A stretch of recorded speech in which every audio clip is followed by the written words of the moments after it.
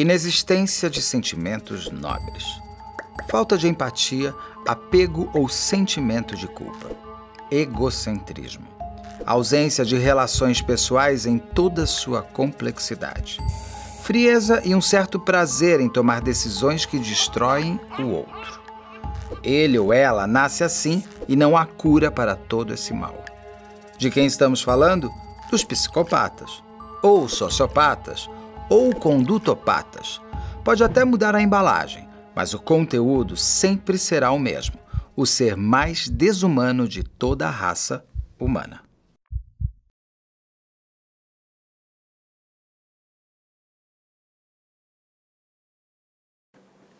Olá, eu sou Beto Ribeiro, ao lado de Carla Albuquerque, um dos diretores do canal Operação Policial. E a gente começa hoje uma nova série, a série chamada Que Psicose é Essa? A gente criou esse programa novo baseado nos pedidos que vêm sempre de vocês que assistem ao canal, querendo saber mais sobre essa misteriosa mente que nos cerca, que nos tornam todos humanos ou às vezes menos humanos. Para isso eu vou ter sempre comigo a doutora Rosângela Monteiro, que também, a pedido de todos vocês, é a pessoa que vocês querem ouvir falar sobre esses pontos tão... que causam tanta curiosidade.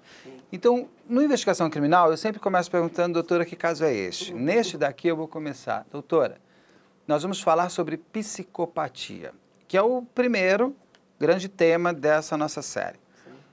Doutora, psicopatia, que psicose é essa? Aliás, é uma psicose? Não, Beto, não é uma psicose. Tá? A psicopatia, ela gera muita discussão, muita controvérsia, tanto para os leigos quanto a própria comunidade científica, de psiquiatras e psicólogos que trabalham com isso. Então, é difícil, o diagnóstico é complexo, por isso que a gente não pode sair por aí dando, sabe, na primeira impressão, você já tentar fechar o caso ou dar um psicodiagnóstico, tá? Principalmente quando a gente fala em psicopatia. Pra você ter ideia, desde o século XVIII, né, os médicos que trabalhavam com medicina legal, ligados aos criminosos, às execuções, né, eles já estavam observando um comportamento alterado. Então, esse conceito, essa definição de psicopatia é muito antiga, né, desde lá o século XVIII. Então, o que acontece? Surgiu esse interesse no meio criminal, criminoso. E durante um bom tempo, esse termo psicopatia esteve ligado justamente a comportamento criminoso. Porque nasceu ali. As pessoas percebiam, os profissionais que trabalhavam com esses criminosos, porque no primeiro momento o que se tinha é que crimes muito cruéis, né, crimes envolvendo familiares, eles estavam relacionados a pessoas insanas. Né? Então, somente pessoas com psicóticas, aquelas que já romperam, né, a ligação com a realidade e viviam no delírio, que é aquele conjunto de sintomas psicóticos, alucinação, delusão, né? Ele rompe e eram aqueles que cometiam esses crimes muito cruéis. No entanto, você começa a ter muito contato, os crimes vão acontecendo e eles começaram a observar que tinham pessoas que não eram insanas. E não havia delírio, ele sabia exatamente o que ele estava fazendo, fazia apesar de ter a consciência que aquilo é errado, tinha conhecimento das consequências e mesmo assim se comportava desse jeito, né? Cometia um crime bárbaro. Então daí começou-se, espera aí, a gente não pode enquadrar todos eles no mesmo caso, isso aqui está diferente.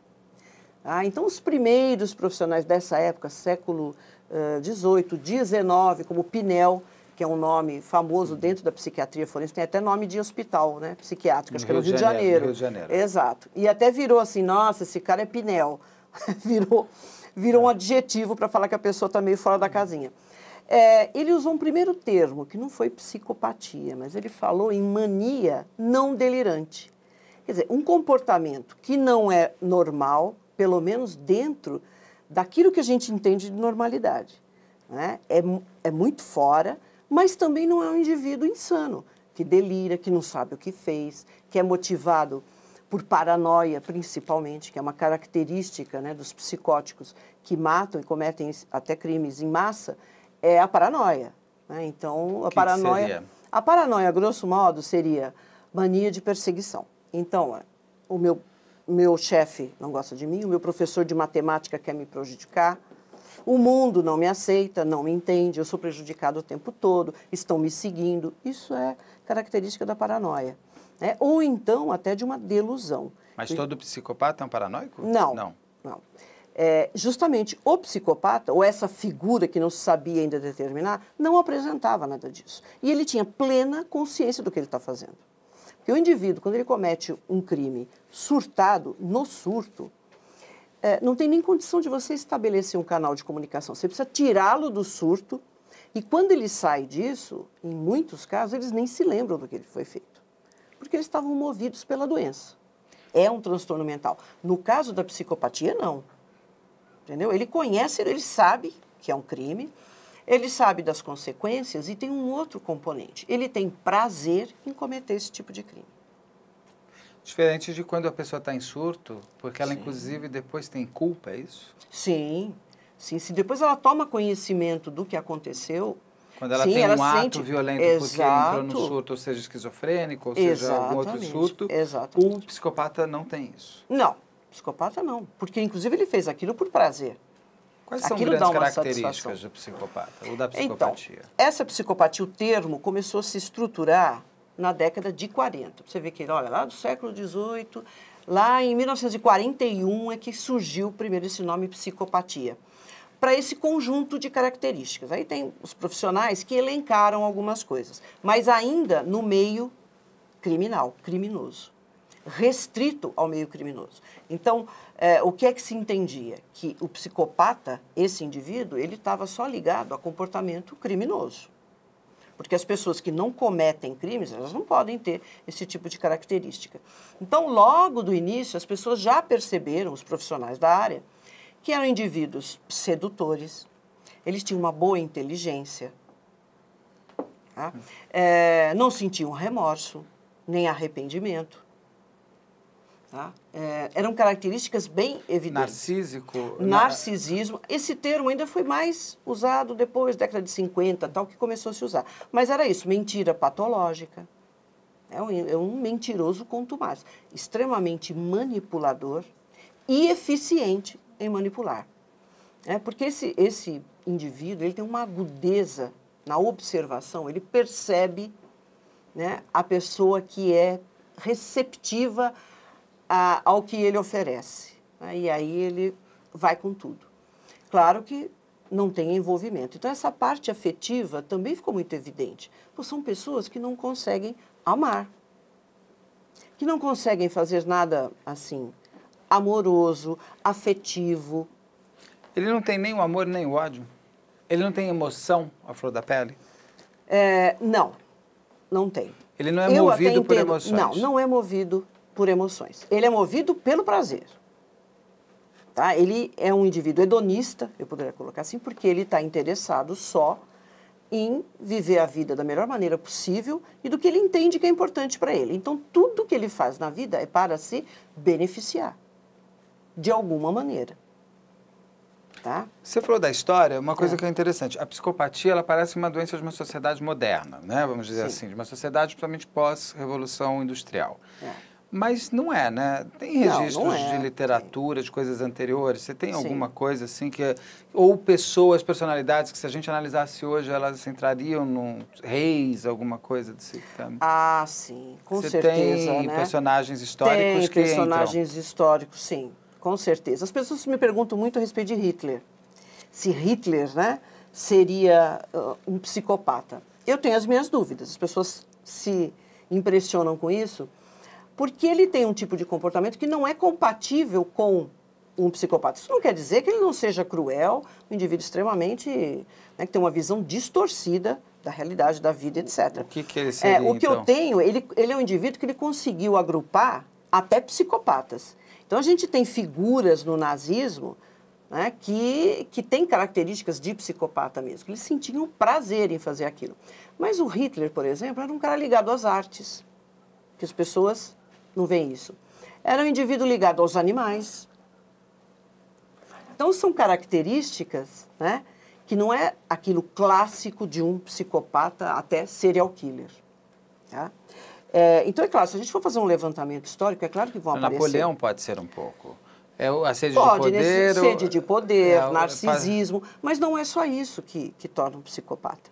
Tá? Se ele tem, por exemplo, a capacidade de manter um relacionamento verdadeiro, afetivo, a gente tem que descartar. Não é. Então, ele pode ser um indivíduo narcisista, cruel, megalomaníaco, tá? Mentiroso. O psicopata não necessariamente está ligado a um assassino em série. As pessoas geralmente estão ligadas só na criminologia com psicopatia. Exato, é isso que eu vou pontuar. Então, de início, isso perdura até hoje. No senso comum e até entre profissionais que trabalham na área, eu vejo muitos promotores, eu vejo muito delegado, né? Quando vai comentar a respeito do indivíduo que cometeu o crime, eles chegam, não, ele é um psicopata, porque ele é muito frio, ele não chorou, ele não mostrou arrependimento, né? E relacionado ao crime. Por isso que eu falo muito para os meus alunos, o indivíduo, ele é muito mais do que o crime que ele cometeu. Se você quer alcançar a personalidade daquele indivíduo, chegar exatamente no que é, você não pode considerar só o crime. Da mesma maneira, o indivíduo, ele não é só a doença que ele tem. Daí, toda essa nova visão que tem, que você não pode enxergar o indivíduo, ele é um ansioso, ele é um depressivo, então aqui eu vou dar um medicamento para você, está resolvido. Não é. Até assim, intuitivamente, a gente sabe disso. Com o criminoso também, porque se eu ficar só fixado no crime, então todos os crimes violentos a gente vê o tempo todo. Na mídia, inclusive, esses repórteres policiais. É um psicopata. E não é. Na maioria das vezes, não é. Tá? Por quê?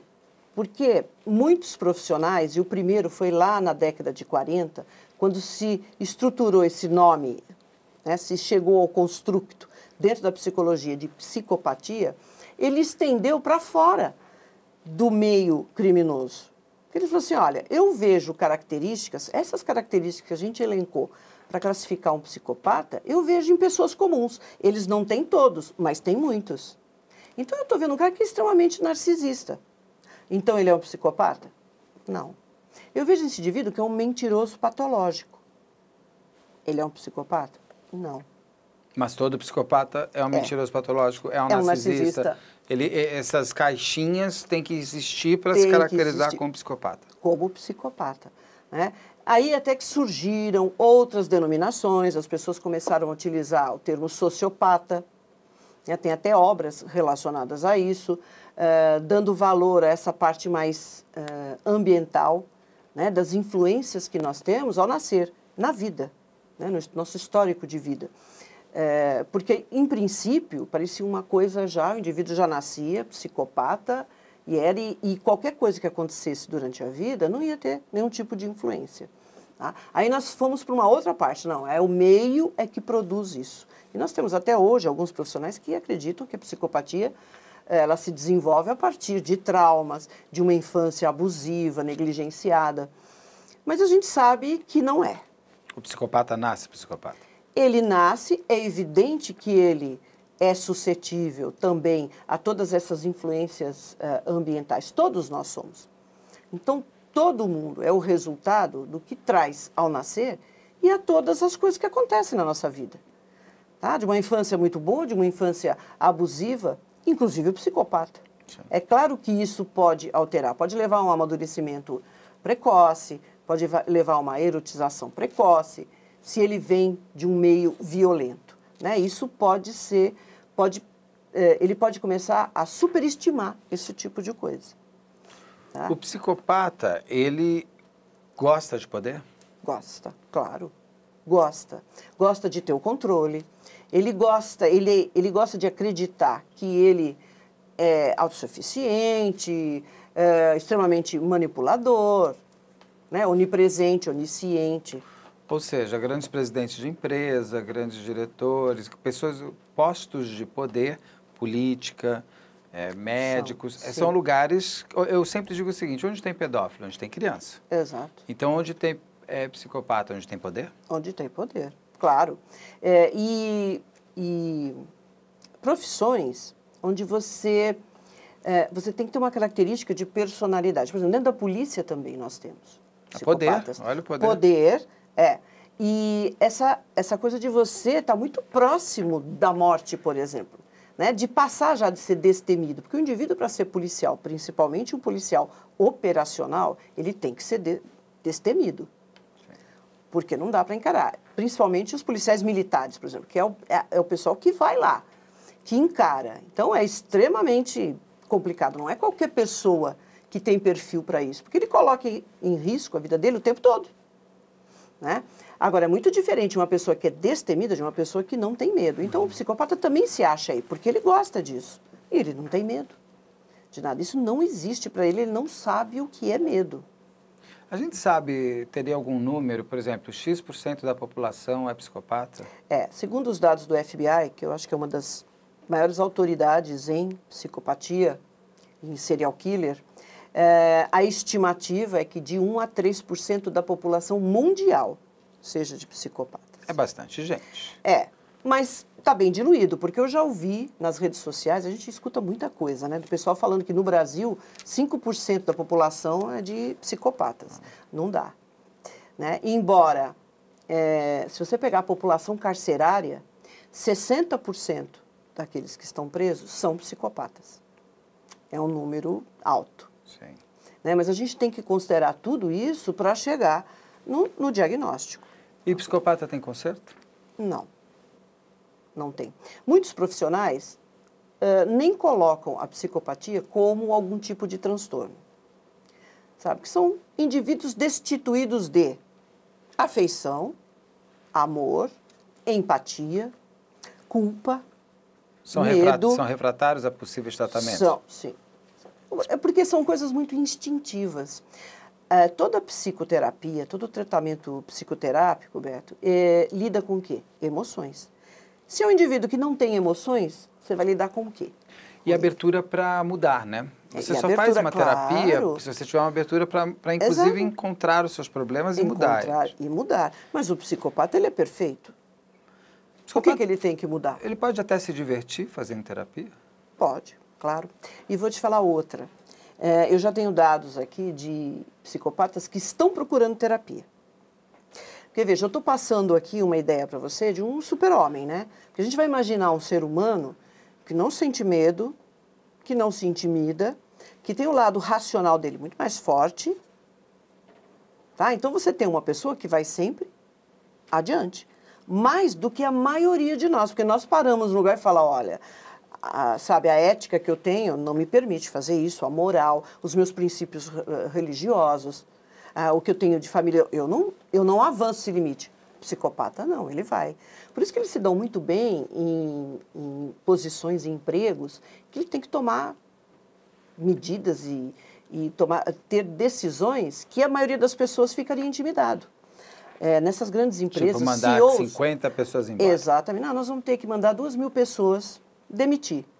Então, quando ele chega para a pessoa e fala, olha, eu estou te demitindo, mas não é nada pessoal. Não é pessoal mesmo. Só uma coisa, não é que a gente está falando que o presidente da empresa X é psicopata, não, é que os psicopatas procuram esses postos. Né? Procuram, e se você tiver acesso no departamento lá de relações humanas tal, no pessoal que traça o perfil do profissional que ele está procurando, você vai ver ali elencados muitas características de um psicopata.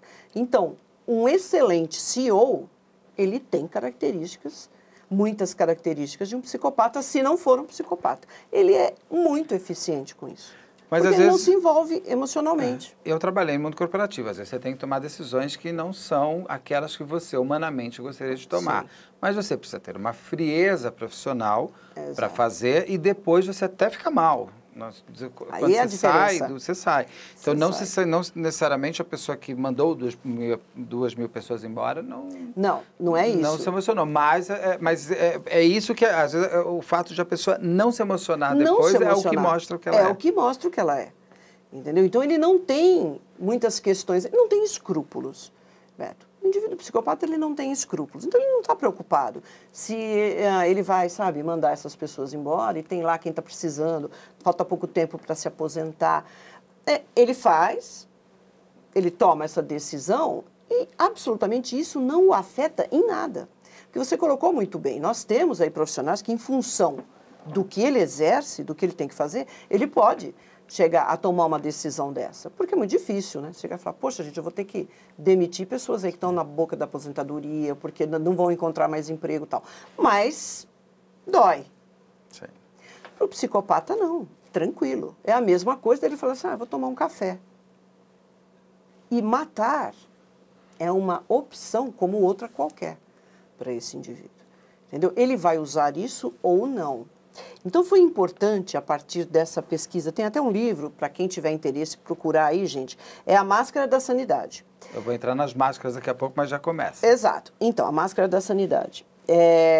Dele pegar e extrapolar, sair daquele meio criminoso e estender o olhar. E começar a observar que tem pessoas que têm muitas características, ou todas, de um psicopata, mas não estão relacionadas a crimes. Não tem um comportamento criminoso, pelo menos aparentemente. Né? Então, espera um pouco. Então, isso não é prerrogativa de um criminoso. Então, todo criminoso é um psicopata, principalmente aqueles que cometem crimes extremamente cruéis. Né? Nós temos pessoas que não cometem crimes cruéis, não matam a família e são psicopatas. O psicopata tem noção do que ele é? Ele consegue se comparar a outro e perceber que ele é ausente do que o outro tem? Perfeitamente. Então ele sabe? Sabe. Na infância, ele não tem totalmente, porque ele não tem nem nível conceitual, não está desenvolvido ainda todos, né, a função cerebral e tudo. Ele não tem, ele vai ser o que ele é. Ele vai fazer o que ele tem que fazer. Por isso que na infância a gente encontra, às vezes, dois grupos, em geral uma dupla. Porque se nesse meio ele encontra alguém que gosta de fazer as mesmas coisas que ele, eles começam a andar juntos. Porque esses dois indivíduos, viram que eles têm, né, coisas semelhantes. Dois psicopatinhas. Mas ele se mostra muito. Ele se mostra totalmente na infância, porque ele não sabe que ele tem que criar uma máscara social. E ele também não tem noção de quem ele é. Ele é o que é, né? E você falou já da máscara social. Exatamente por ele saber o que ele é e poder conviver e não ser pego, ele começa a se esconder do que ele é? Que é a máscara social? É a máscara social. Todo psicopata, ele vai criar uma máscara social. Ao longo do desenvolvimento, do crescimento dele, já na adolescência, hoje em dia a gente já vê adolescente falando nisso, que ele tem que criar. Isso é uma máscara que eu criei, uma máscara social, para eu poder conviver e manipular as pessoas ao meu bel prazer. A manipulação está presente do começo ao fim. Então, tem adolescentes que falam isso. Crianças, até pré-adolescentes de 12, 13, não. Eu faço isso, mas eu estou testando. Eu pareço bonzinho, eu vou na escola direitinho e tal, mas, né, manipulo, vou ali e faço de um jeito que a pessoa acaba fazendo as coisas que eu quero para mim. E eu tiro algum tipo de benefício. Ou então ficam testando as pessoas que estão ao redor. E o teste é sempre na família, né? Porque são as pessoas próximas. O mundo hoje, com essa coisa de tecnologia, agora mesmo, pode estar um monte de psicopata assistindo a nossa conversa. Facilita a vida do psicopata para desenvolver essa máscara social e entender como não ser pego? Tranquilamente, Beto. Tranquilamente. Hoje você tem o mundo na palma da mão. Há 40, 50 anos atrás, eu acho que a coisa era mais difícil. Ele nem teria, ele sabe o que ele é. E ele percebe que as outras pessoas são vulneráveis, né, algumas coisas, e ele não. Para ele tá beleza, tá tranquilo. Né? Agora, você pega o celular, você põe lá, psicopata, tá lá a descrição toda, né, serial killer, tá lá. Ou seja, daqui a algum tempo vai ficar ainda mais difícil pegar o psicopata, porque ele vai conseguindo criar máscaras mais elaboradas. Não, nesse exato momento, nós temos psicopatas que matam. Não estou falando de todos os psicopatas. Aqueles que matam e podem até ser um serial killer, que estão matando e ninguém conseguiu chegar. E não é aqui no Brasil. Porque aqui a gente não faz. Não, nos Estados Unidos, em qualquer lugar do mundo. Aí são os inteligentes. Todos são. Eles têm uma inteligência. É isso que eu ia te falar. A gente tem algumas também, dá vontade até de ser psicopata às vezes. Porque o psicopata é inteligente, é o que consegue tudo, é o sedutor, é tudo aquilo que a gente normal tenta ser um pouquinho e não consegue ser nada. Sim. Ele é de fato inteligente demais? Eles têm essa inteligência a mais do que todo Privilegiada, mundo? sim. Você vê, lá no século XVIII, não, na década de 40, já se colocou Do isso. século Que ele XX. tem, a década de 40 do século XX, que ele tem uma boa inteligência, é uma das primeiras coisas. Agora, o fato dele, você fala, poxa, mas como é que um indivíduo inteligente, ele faz uma besteira dessa? Porque é Ou comete arrogante? um crime desse? Por quê? O que pega no psicopata? Narcisismo. Então, ele acha que ele está acima do bem e do mal, ele é mais inteligente que todo mundo, ninguém consegue chegar nele, ele vai desafiar a polícia, ele vai desafiar psiquiatra, psicólogo, o chefe, entendeu? Ele vai desafiar o governo e ninguém vai chegar nele. Narcisismo e impulsividade. Então, é algo que ele tem que aprender a controlar. E mesmo um psicopata, vamos pegar já o extremo, um psicopata serial killer, por exemplo, ele pode perder esse controle, porque nós temos psicopatas extremamente bem-sucedidos. O cara passa 30, 40 anos matando e ninguém nem desconfia, Beto. Nós temos todos esses exemplos, entendeu? Só que ele é pego ou pelo excesso de confiança, e aí entra muito o narcisismo, né? Uma arrogância Uma mesmo, arrogância, claro. Ele vai isso se é tornando presente. arrogante, porque já que ninguém me pega, eu sou melhor que todo mundo mesmo. Eu sou melhor que todo mundo. Então, muitos foram pegos nessa vibe aí, justamente dessa característica dele. Ou então a impulsividade, que ele pode perder a máscara devido a uma frustração, que é algo que eles não conseguem lidar. Então, aí a gente tem o calcanhar de Aquiles do psicopata, que é não saber lidar com frustração e derrota, né? E não controlar a impulsividade. Tá? Ele tem uma complicação com isso. Aí eu volto naquilo que eu estava te falando, que tem psicopata procurando terapia. Para quê?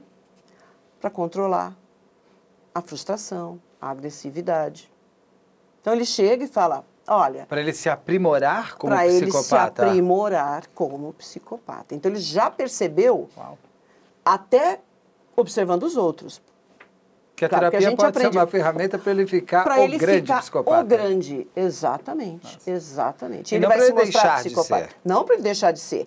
Para justamente ele lidar, ele ter controle sobre aquilo que ele tem dificuldade em controlar, que é lidar com frustração, lidar com derrota. Ele não aceita isso. O Ted Bundy mesmo é um exemplo. Uma das garotas que ele botou no carro, a menina saiu, ela percebeu alguma coisa ali, ó, saiu do carro em movimento e foi na delegacia. Ele ficou emputecido, mas lá na delegacia tudo bem. Não, eu fui mal entendida realmente, eu posso ter me excedido, eu acho que fui mal compreendido, me desculpa, papapá, mas ele ficou possesso. E aí cai a máscara dele. E ele, principalmente esse matador em série, ele entra no que a gente chama de frenesi. Ele sai matando indistintamente. Ele não está mais preocupado, estão me vendo, eu não vou fazer isso porque a polícia... Não, ele faz. E aí é claro que fica muito mais fácil para a polícia chegar até ele. Né? A gente já vai entrar em alguns casos. Sim. E até essas especificidades de psicopata, serial killers. Antes, só queria destrinchar um pouquinho mais o psicopata de uma maneira geral. Sim. Ele tem alguma característica, por exemplo, de amizade? O psicopata tem sempre uma amizade nova. Por quê? Eu pergunto isso. A sensação que eu tenho é que ele está sempre manipulando, mas ele não vai conseguir manipular para sempre aquelas pessoas. Uma hora a casa cai, como diria o jargão policial, para suas vítimas do momento. Ele precisa de novas vítimas. Ou seja, ele está sempre tendo que refazer essa máscara para novas pessoas, ele vai deixando rastro de alguma maneira? Olha, a máscara, em geral, é muito eficiente. Tá? E com essa máscara que ele cria, ele consegue manipular quem ele quiser. Claro que se ele fala, poxa, eu tenho interesse em tal pessoa, eu preciso me aproximar dela, porque é interessante para mim, porque eu quero ser um político, por exemplo, eu quero ter uma carreira na política. Então, tá bom, o que as pessoas acham de interessante na política? Um político, ele tem que ter bons valores, ele tem que frequentar uma igreja, ele tem que ser religioso, ele tem que ter um relacionamento duradouro. Ele vai criar tudo isso. Ele cria a biografia necessária. Necessária. Então, de repente, mas aquele indivíduo acha que é importante que uma característica qualquer de comportamento, por exemplo, ele tem que ser um cara que pratica esporte, que ele tem que ser... Então ele fala, opa, é isso? Então eu vou fazer. Até o corpo dele, ele muda de acordo com as intenções. Se ele precisar ser mais gordinho, ele vai ser. Se ele precisar ser mais sarado... Se ele tiver que ser a cara do, né, daquele tiozão, daquele que tem cara, né? Ou se ele é o bonitão, isso ele sabe muito bem os recursos que ele tem e o que ele pode aproveitar nele. Aí é que está a inteligência, entendeu? E é claro, às vezes ele comete, muitas vezes, são esses casos que a gente chega até eles, né? Porque eles se acham demais, né? Nesse aspecto do narcisismo, e a impulsividade que eles não conseguem segurar. E acaba fazendo, e aí a polícia chega. Mas eles vão aprimorando e a máscara social é muito efetiva. O cara não fica 30, 40 anos matando, né, e convivendo harmonicamente se ele não tem uma máscara muito boa. E é sempre uma surpresa quando ele é pego pela polícia, Sempre. Principalmente para quem é próximo. Né? Para quem é próximo, não tem. A mulher chega, quem convive vai chegar e falar assim, não é possível. Meu marido não fez isso. E não é essa pessoa. Eu não conheço. Claro que ele também busca pessoas que ele manipule melhor, né? Então, ele não vai se unir a outro psicopata. Mas, homens ou mulheres, tá, gente? Porque psicopatia está em homens e mulheres. Não tem uma prevalência, os homens são mais propensos a serem psicopatas do que as mulheres. Então, por que temos menos serial killers mulheres, por exemplo? Isso sim. Porque elas são mais inteligentes e não são pegas. Também. São mais habilidosas, sim. São mais habilidosas. A gente nem sabe que elas existem. Mas temos, né? Agora, o que a gente não tem é psicopata, serial killer, assassino sexual. Isso é coisa masculina. Assim? É um tipo de serial killer. Nós temos alguns tipos de serial killers dentro desse universo da psicopatia. É que eu vou entrar daqui a pouco, porque então eles têm vários, aí você já vai me contar, porque eu quero entender o Maníaco do Parque, o que ele é diferente do Charles Manson, da Suzane e tal. Você falou de sociopata e psicopata. Eu já entrevistei várias pessoas que por exemplo, o Dr. Guido Palomba fala para mim que não existe diferença. Aí tem outra pessoa que me fala, existe diferença. Então eu mesmo fico sempre na dúvida. A psicopatia e a sociopatia são complementares, são a mesma coisa, são diferentes? O que elas são? No meu entender, é a mesma coisa, Beto. É um termo que foi cunhado, em especial de um livro que saiu também na década lá de 40, 50.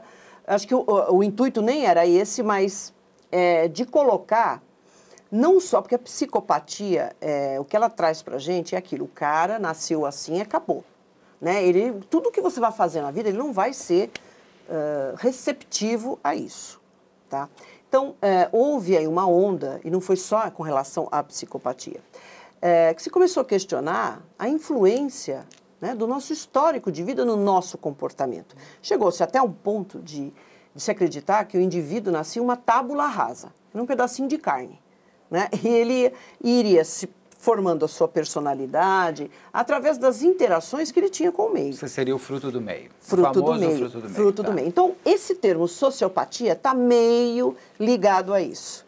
Né? Porque aí muda o nome, você vê que é sociopatia, não é psicopatia.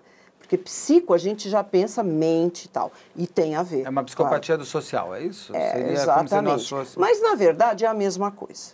Tá? Existem profissionais que não acreditam que existem psicopatas. Nós temos de tudo. É por isso que eu falo que é uma coisa polêmica. Mas, para quem convive nessa área forense, que estuda o comportamento criminoso, é evidente que existe essa figura. Não dá para a gente falar, olha, a gente não tem. Né? E nem chegar a ponto de falar, não, foi fruto do meio. Porque nós temos serial killers que tiveram uma infância muito boa. Ted Bundy mesmo é um deles.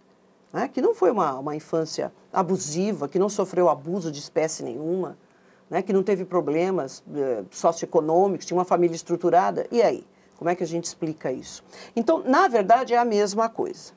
Porque também, se a psicopatia fosse fruto do meio, teríamos milhares de psicopatas. Mas é claro. Então, essa ideia que a gente tem, que o indivíduo abusado ele vai virar um abusador, não é a realidade. Não. Isso é exceção, por incrível que pareça. Então, o indivíduo que sofre, a tendência dessas pessoas é justamente terem consciência disso e do mal que aconteceu com elas e não... entendeu? Voltar, não repetirem não repetir esse tipo de coisa. Então, inclusive, pessoas que entram numa luta social mesmo, de conscientização e tal, por terem passado por isso. Claro que nós temos os casos daqueles que sofreram, né, toda uma infância muito desajustada e acaba tendo aí é um tipo de influência no comportamento, né? Muitos psicopatas que vão para o crime revelam depois que foram abusados sexualmente. Eles foram e esse abuso teria criado um terreno ainda mais fértil para a maldade dele, ou ele só se utiliza disso porque ele sabe que isso vai ser de alguma maneira uma penalidade? Olha, tá vendo, não sou tão culpado pelo monstro Sim. pelo que eu me tornei. É real? Eles inventam também? É real, sim, totalmente. Mas eles poderiam ter sido abusados de fato ou eles... Poderiam ou não. Tá? Eles podem inventar eles, como também. inteligentes que eles são, eles criam um discurso. Né? Então, eu ouço vozes, é uma coisa também muito comum. Eles passam por, ou querem passar por, esquizofrênicos. Então, eles querem falar, olha, eu sou insano. Né? Isso aqui que eu fiz eu não lembro mais. Eu ouço vozes, eu obedeci às vozes que eu... Porque ele já percebeu que isso, de alguma maneira, comove as outras pessoas. Então, eu contar uma infância muito triste para você vai te comover. E as pessoas, às vezes, passam por cima daquilo que realmente ele fez, que foi um ato, assim, escabroso. Mas ele foi abusado quando criança, então ele está só reproduzindo aquilo que ele passou. Então, eles usam desse expediente. Isso não quer dizer que nós não temos matadores em série que realmente passaram por isso. Porque nem todo serial killer é psicopata. Exatamente. Nem todo serial killer é psicopata e nem todo psicopata mata.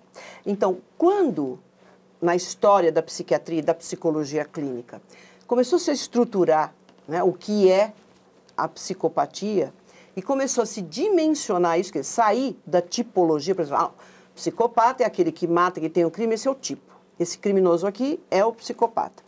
O que aconteceu? As pessoas começaram a observar que muitas das características do psicopata criminoso existiam em pessoas comuns, que não tinham cometido crime nenhum. Então, a partir do momento que isso foi dimensionado, a coisa ficou diferente, já tem um olhar diferenciado para isso, e é o que a gente tem que ter. Né? Porque realmente nós temos uma pessoa narcisista, e não é por ela ser narcisista que ela é psicopata. Agora, você falou uma coisa assim, nem todo psicopata mata, mas todo psicopata é cruel.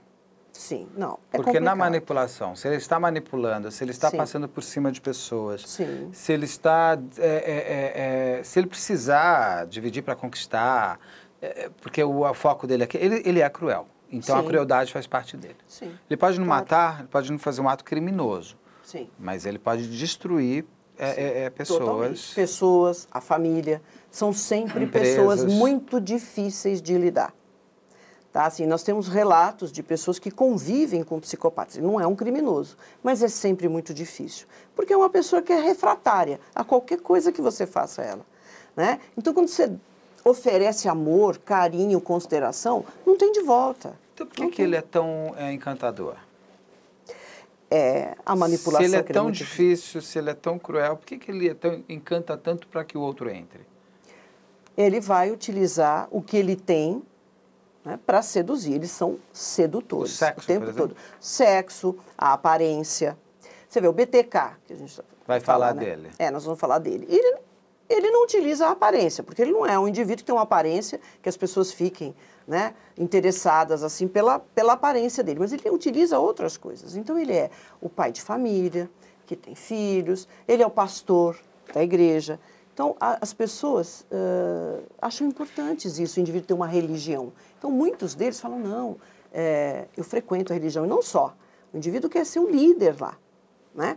Por quê? Porque ele está o tempo todo predisposto a ajudar. Qualquer pessoa que fosse procurá-lo, podia ser a qualquer horário. Pastor, eu preciso de uma orientação. Ele estava disponível. Isso também seduz.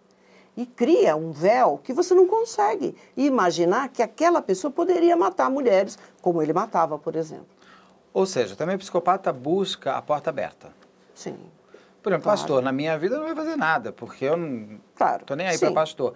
Mas no caso, algo que eu posso ter uma porta aberta para um psicopata entrar, como qualquer pessoa. Pode. E é isso que ele busca, então. É aí que ele vira o sedutor. Exatamente. Ele vai usar essa sedução. Olha, o psicopata usa as pessoas indistintamente. Tá? Ele pode levar as pessoas a fazerem algo por ele, para ele não se comprometer, deixar a responsabilidade no outro. Nós vemos casos aí, né? Que eles bolam um crime e tal, mas põem na mão do outro. Você Para você ver o poder de manipulação e sedução que ele tem. E ele cria 1000 artifícios para isso. Eu fui abusada, então eu preciso, olha, meu pai precisa morrer porque eu fui abusada.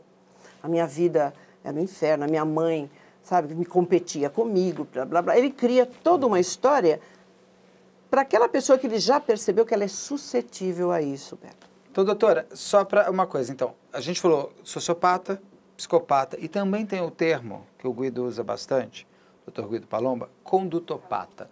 Ele é diferente ou ele é igual ao sociopata e psicopata? É igual ao psicopata. Às vezes, o que acontece? A gente tem um termo médico que cai na boca do povo, como o psicopata, por exemplo. E não existe só o psicopata. Imbecil, idiota, eram todos termos médicos. Histérica. Histérica, para designar o quê? Transtornos. Tá? Transtornos mentais, transtornos patológicos, casos patológicos. De alguma maneira isso ganhou, né, e entrou no senso comum. E o que acontece? As pessoas começam a repetir essas coisas e acaba virando ofensa, como é o caso da histeria. Basta uma mulher alterar um pouco, principalmente mulher, né? Porque a gente não vê ninguém falar de homem, né? Apesar que a histeria dá nos dois. Mas assim, aparece nos dois. Mas basta uma mulher alterar um pouco a voz, histérica, aquela mulher é histérica. Histeria, né? Nós vamos falar, uma das coisas também. A mesma coisa, imbecil, idiota, que estava relacionado a distúrbios hormonais, por exemplo. Cai na boca do povo e vira ofensa. Então, o psicopata é meio isso, porque agora, então, as pessoas se interessaram mais ainda, né, com toda essa divulgação e acesso à informação, qualquer coisa que acontece, né, é um psicopata. Primeiro que nós temos pessoas que já, todo mundo, antigamente todo mundo era um pouco treinador de futebol, escritor de novela, agora já todo mundo já consegue fazer características, já pode fazer todo o desenho psicológico das pessoas, sim, né? É incrível. Por que esse termo, por que a psicopatia atrai tanto? Por que as séries? Por quê? Por que as pessoas só estão atraídas por psicopatas e psicopatia? Primeiro, porque um psicopata, ele é senhor do que ele é e ele vai além do que todos nós, réis mortais, né, a maioria de nós, vai, porque nós temos escrúpulos. Então, o fato de investigar e falar assim, é aquela coisa, sabe? Matou e depois matou a família e foi ao cinema. Isso atrai a atenção das pessoas, mesmo porque o ser humano, ou todos nós temos lá guardadinho ainda, né, na nossa história da evolução, esse lado mais violento, mais agressivo, né? Só que com a evolução da humanidade, nós fomos recebendo camadas e camadas de socialização, de aculturação, de verniz. Então, hoje nós temos pessoas mais intelectualizadas, que estão mais distantes, por exemplo, daqueles instintos mais básicos, mas temos pessoas que estão ligadas ainda, né? Então, é aquela coisa mais ligada aos nossos instintos. E o psicopata, o que ele aparece, o que passa é essa sensação de poder. E de ele não sucumbir às emoções. Porque todos nós, né, sucumbimos. Nós somos emoção. Sim. O tempo todo. E porque as pessoas gostam um pouco do perigo? Também, claro. Porque, por exemplo, cinema e a TV fazem séries tipo Dexter, que é o ator bonitão. Daí fazem o psicopata americano, lá da década de 90, sim, que é o Christian Bale, que está incrível. Christian Bale, incrível. É lindo. Aí tem aquela série fantástica, The Fall, também. The Fall, maravilhosa. Aí uma amiga minha falou, com ele eu deixo me matar. Eu falei, mas olha a loucura que você está falando, só porque é o bonitão. Então, é porque é o prazer Nós também temos o prazer do medo. Exatamente. O medo também gera, né? Essa sensação, a adrenalina, a dopamina, né? Então, por isso que as pessoas gostam de filmes de terror, né? É interessante, tem muitos psicopatas, né? Tem. O Jason, o Harold, tem vários. Sexta-feira 13, o Fred Krueger, são psicopatas. São psicopatas. E tem os psicóticos, que é a Carrie, a estranha, né? O Halloween, que é o iluminado. Né? Então, tem as duas categorias. As pessoas gostam disso, porque é o pico da dopamina. Quando você sente medo, há uma descarga de adrenalina, né, que te prepara para duas coisas. Ou o enfrentamento ou a fuga. É a mesma coisa. Então, o teu corpo fica preparado tanto para você enfrentar, pular, falar, escuta, vou resolver isso, ou correr. É a mesma coisa. E é uma sensação intensa. E vem outros neurotransmissores também. Só que no filme de terror, o que acontece? Naquele momento, você leva o susto, você sente medo, e aí você percebe que não é. Mas aquilo é no filme. e cai. Essa sensação da dopamina subir e descer dá um prazer incrível. Então, por isso que as pessoas gostam tanto de filme de terror, porque ele não é o tempo todo, né? Dá um susto, volta. Daqui a pouco acontece uma coisa inesperada. É essa sensação é físico até isso, né? E um psicopata, o que ele representa? O perigo. Você está próximo disso. E isso te acende, né? Até sexualmente. Muitas pessoas ficam excitadas com esse tipo de coisa. É até o caso da tua amiga, olha. Não, né, o do default eu vou. O do default, eu deixo. Mesmo porque é o mesmo ator de 50 tons de cinza, né? Que ele é muito bonito mesmo. Ele é muito bonito. E aí vai. É o caso do Ted Bundy, que as meninas lá, marry me, lindo. E depois que se descobre que a pessoa é um serial killer, tem muita gente, eles são todos campeões de cartas. Sim. O Maníaco do Parque é campeão de carta, o Ted Bundy era campeão de carta, a Suzane recebe muitas cartas. Ou seja, a pessoa sabe, inclusive, do risco que corre, quer correr mesmo. Exato, mas acredita, e aí entra um pouco da fantasia, não são todas as pessoas. Claro, são determinadas pessoas, né, que acreditam que com elas vai ser diferente. Então, eu estou do lado do cara que mata, que tal, mas comigo eu vou ter uma certa ascendência sobre ele. Comigo, não. Porque o meu amor é suficiente para que ele se modifique, né? Ele pode até continuar fazendo isso, mas comigo, então eu tenho assim, eu sou de uma forma especial. As pessoas se acham, né, assim, viver ao lado de indivíduos como esse, como sendo, pô, eu sou uma pessoa especial. Porque comigo é diferente. As pessoas procuram isso, né? Psicopatia é uma doença mental? É um transtorno de personalidade?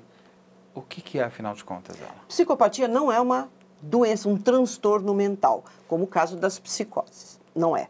Existem alguns profissionais que nem consideram a psicopatia dentro a psicopatia dentro das psicopatologias.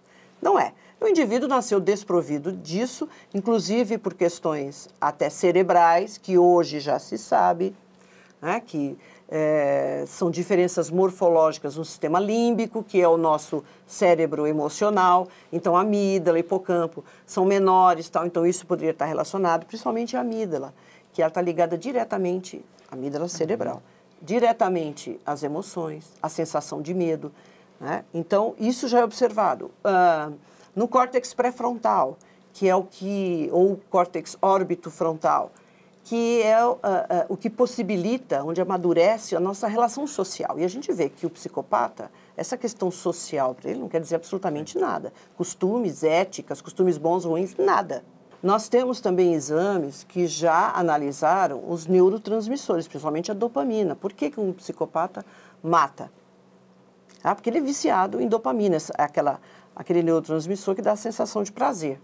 Por que eu pergunto o que é psicopatia? Por que eu estou repetindo essa pergunta que eu fiz no começo? Pelo seguinte, para as pessoas entenderem por que psicopatas não vão para manicômios judiciários. Certo. Um psicopata, quando ele é preso, o que acontece com ele pela lei? Se você conseguir me dar Sim. Eu sei que isso é mais o Pavinato que fala, mas só para você me dar um desenho aqui neste programa. O que acontece? A psicopatia não é considerada transtorno mental. Ela está fora, não tem característica nenhuma. Gente, transtorno mental sério são as psicoses. Tá? É uma outra forma de agir. O indivíduo comete o crime movido pelas fantasias, etc. Ele rompeu com a realidade. O psicopata, não. Ele está no pleno gozo das faculdades mentais, ele sabe muito bem. Então, não é considerado.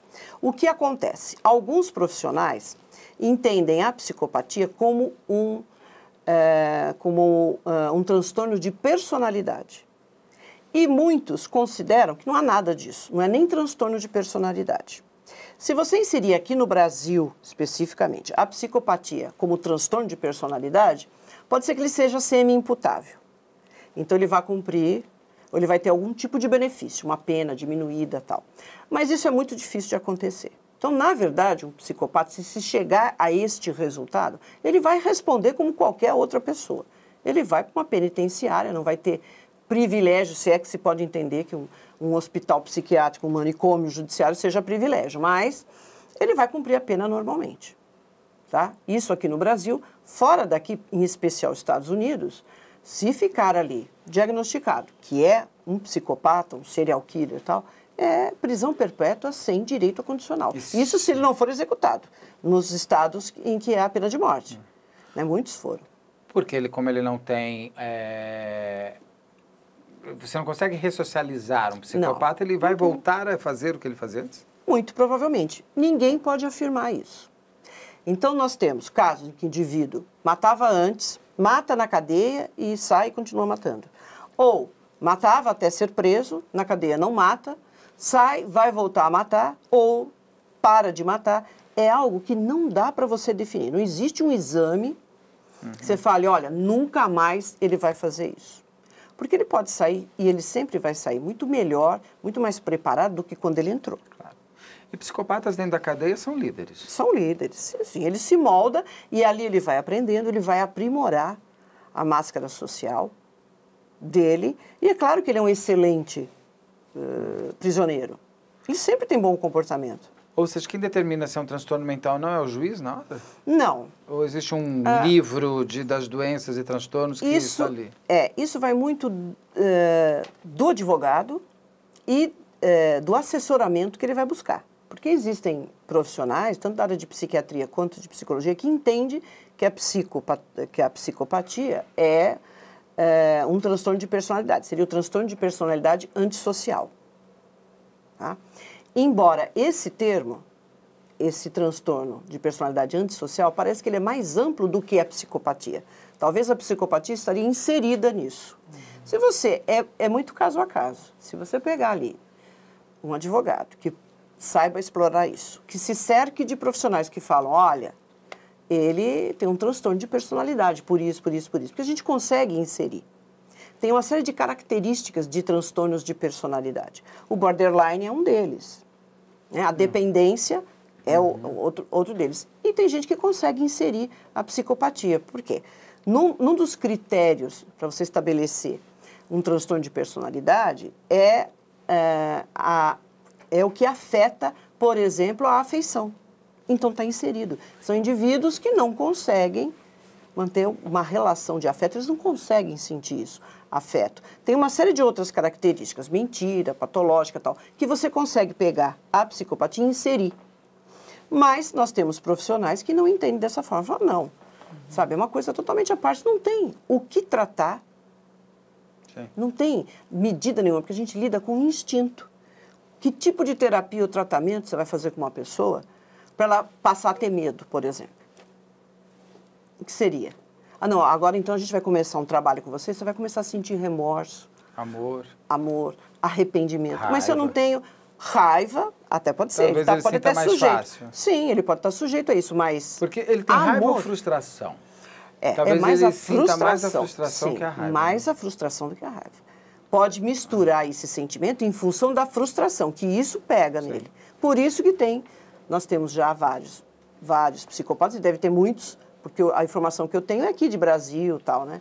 Que estão procurando terapia. Só que ao longo da terapia o profissional percebe, fala, ué, porque é claro que o psicopata não vai chegar e falar assim, olha, eu sou psicopata e você sabe que eu, né, tenho uma dificuldade para lidar com frustração. Então eu resolvi fazer terapia. Ele não chega assim. E se o profissional for experiente, ele vai perceber ao longo, né, da terapia que aquele cara fala, bom, isso aqui eu tô... E é meio perigoso, né? Então... Vamos entrar aqui naqueles pontos, depois a gente vai passar por esses casos, que aí dentro de cada um eu vou querer fazer essas caixinhas. Aqui, tem 40 pontos, são 20 pontos, né, na verdade? Uhum. São 20 pontos. Aí você vai me explicar o que são esses 20 pontos. Isso daqui é o que mesmo que você estava me contando? Isso aqui é um teste, já é uma fase que entrou. Depois da gente dimensionar e estender essas características para a sociedade como um todo, contanto, Beto, que hoje muitos estudiosos da área, eles orientam a não se falar mais em psicopatia, mas em personalidade com traços psicopatas.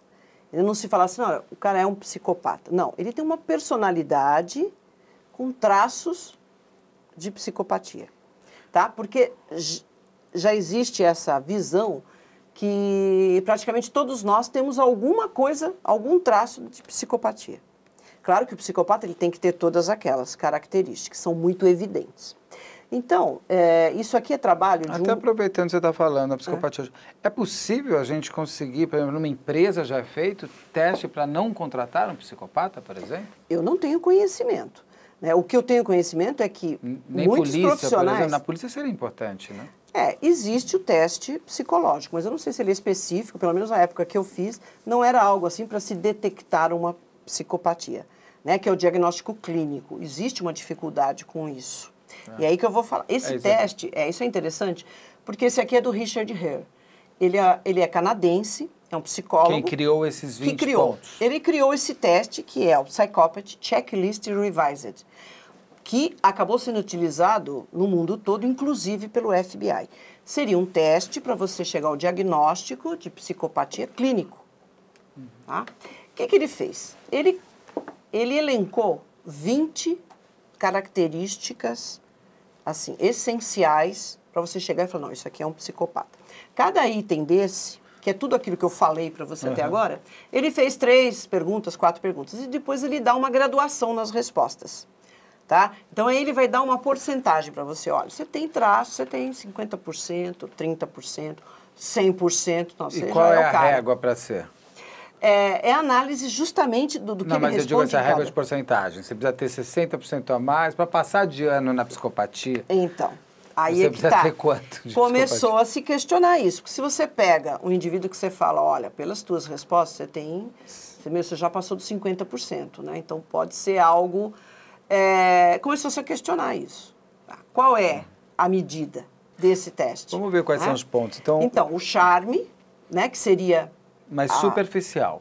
Sempre porque superficial. É sempre um chá, tudo nele é pensado e montado, é isso? Pensado e montado, exatamente. Por isso que é superficial. Não é verdadeiro dele. Ele cria isso. Então, esse charme superficial, a loquacidade de se expressar, de falar. Escreveram para mim que era superestima. Eu até questionei se não era super autoestima. Aí me falaram que não, que é superestima mesmo. Eu estou em dúvida. Olha, aí entra, o narcisismo, acho que é o termo mais apropriado. Que é o superestima. Exatamente. Tá? Que ele é onipresente, onisciente, onipotente, lindo, maravilhoso e the one. É isso que ele sente. E isso é de verdade, isso não foi criado. De verdade. Isso não é uma criação. Na verdade, ele tem que até abafar um pouco, é isso? Exatamente. Não, mas ele não abafa, ele usa a máscara social e aquilo é sempre um jogo para ele. Até onde eu posso ir com você. Exato, e ele fica, te manipula, joga uma coisa, sente satisfação. Ele está lá olhando para você com aquela carinha de anjo, mas ele está, né, por dentro. Necessidade de estimulação, aí entra a adrenalina, entra a dopamina, né? Mentira patológica, vigarice, manipulação. Entra mais, vigarice. É a manipulação, porque nós temos a vigarice aí, algo muito ligado a estelionatário. Porque as pessoas ficam assim, o psicopata é um assassino. Gente, nós temos psicopatas estelionatários. O cara passa a vida dele. Se você observar, quando a polícia pega um estelionatário, eles falam assim, olha, a ficha dele é enorme, porque ele começou com 18, ele está com 80 e continua sendo estelionatário. É muito interessante. O estelionatário é uma escolha de vida. Né? E ele pode Aquele filme com o Leonardo DiCaprio, lá, Pegue-me se for capaz. Ele é um psicopata. Estelionatário. Ele não matou ninguém, mas ele roubou bastante gente. Exato. E se diverte com aquilo. Se diverte, então... Essa vigarice. É a vigarice. E claro que para tudo ele usa manipulação. Para tudo. Ausência de remorso ou culpa. Claro, a culpa não tem nada a ver com religião, tem a ver com consciência, então ele não sente culpa. Os outros, eu já ouvi de um psicopata, as outras pessoas para mim são alimento. São carne, são alimento. Depois que eu estou satisfeito, eu desprezo. Ele falou assim para mim. Insensibilidade afetiva e emocional, claro, 0, né? Indiferença, falta de empatia, estilo de vida parasitário. Podemos encontrar ou não, porque nós temos excelentes profissionais, o indivíduo não tem exatamente esse sentido. Pra caramba, ele não é parasitário extremamente bem sucedido, né? Então, por isso que precisa ter cuidado com isso, com essas questões. Descontrole comportamental pode ter, quando ele está frustrado. Às vezes ele sai toda essa máscara cai um pouquinho, mas geralmente para uma pessoa ou duas, não? Exato. Não para não para geral, não é. Promiscuidade sexual, sim, sempre, gente. Sempre. Ele sempre. Porque nunca tem prazer ou o prazer é muito curto? Ele tem necessidade e é sádico. Tá? Então o psicopata gosta daquela pegada forte. Alguns criam até uns kits. Filme Psicopata Americano. Psicopata, eu ia falar justamente disso. É o típico. Né? Ele pode até criar um relacionamento, porque a máscara social exige, então ele tem a namoradinha padrão. né? Daquele esquema. Mas só que ele gosta realmente desse lado sádico. Não são todos, mas muitos deles. E assim, quando ele está filmando tal, tá bom, ele está filmando ali a relação, mas ele fica exatamente perfeito. Perfeito. Ele quer se mostrar, os músculos, a beleza, é sempre assim. Não vai ser leal nunca. Mesmo que aparentemente ele tenha um casamento, que ele se dedique a isso, ou tenha um relacionamento. Até porque geralmente um psicopata, se vai ter uma máscara social dessa maneira, ele não vai casar com uma mulher que realmente lhe interesse. Não. Ele vai escolher uma que ele que manipule. passe pelo grupo que ele quer passar. Exatamente. E que entre no esquema dele. Que o Default, a série Default tem isso. Ele é casado com uma mulher que você fala, não encaixa muito bem. Não encaixa, não tem nada a ver, uma enfermeira. Mas ela consegue passar por uma classe média natural daquele local. Exato, não questiona muitas coisas dele. Está grávida de novo, tem um menino, está grávida. Então aquilo faz parte da máscara, que não tem nada a ver com realmente o objeto de desejo dele. São as outras mulheres que tem uma que ele vai atrás de uma característica. Que eu vou querer saber das características daqui a pouco. Distúrbios de conduta na infância. Pode acontecer ou não. Que tipo de distúrbio de conduta? Agressividade. Na verdade, se o indivíduo é psicopata, ele já se mostra psicopata.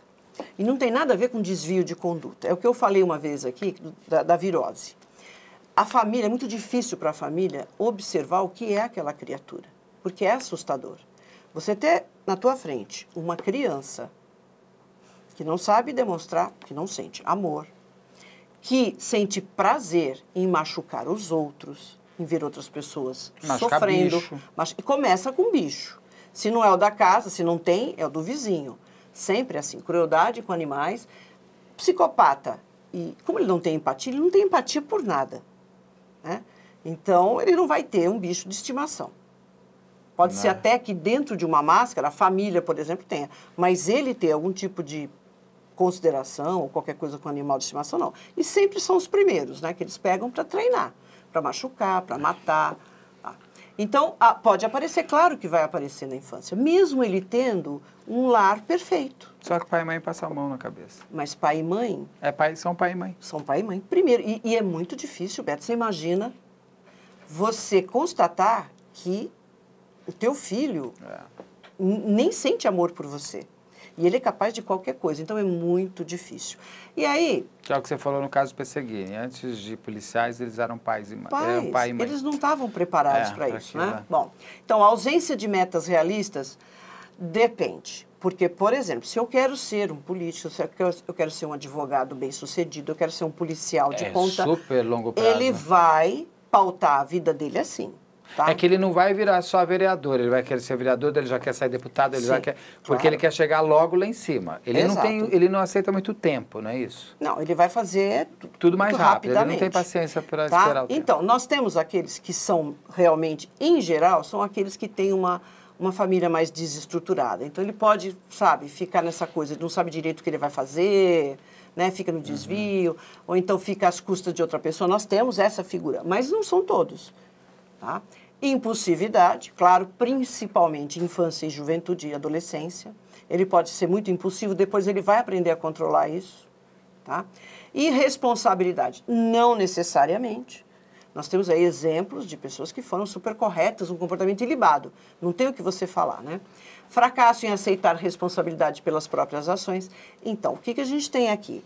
A turma, né? Os psicopatas da turma, que gosta de jogar responsabilidade no outro, e daqueles que eles aprendem a fazer sem que ninguém perceba. Tá? Então, o prazer está em ele fazer, ele não quer passar isso para outro. Tá junto com a promiscuidade sexual, ele pode não ficar muito tempo, mas ele pode permanecer muito tempo se for interessante. Se for necessário para ele. Se for e estiver sendo efetivo, porque ele pode mudar a qualquer momento. Ele descarta simplesmente. Fala, pô, não está... Né, revertendo no que eu queria, não importa se está com mulher, filho... E se para ele é sempre legal estar com uma mulher muito bonita ou com um cara muito bonito, por que não trocar essa beleza o tempo inteiro? Exatamente, porque ele não se apega, ele vai usar até ele está satisfeito. É usar as pessoas, sempre.